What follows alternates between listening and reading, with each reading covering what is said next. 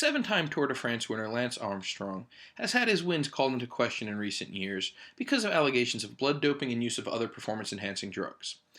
In 2004, these accusations first came to the forefront in a book called LA Confidential, written by David Walsh and Pierre Ballister. Following that, in 2006, Armstrong had those charges cleared.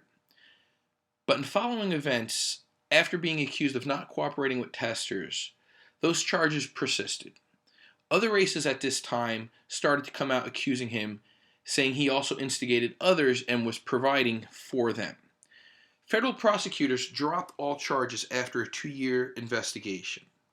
But the United States Anti-Doping Agency formally charged Armstrong with doping and trafficking of performance-enhancing drugs to other athletes.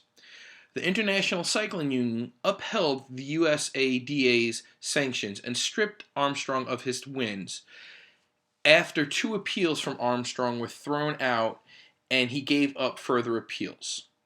After losing many of his major sponsors, Armstrong stepped down from the board of his Livestrong charity.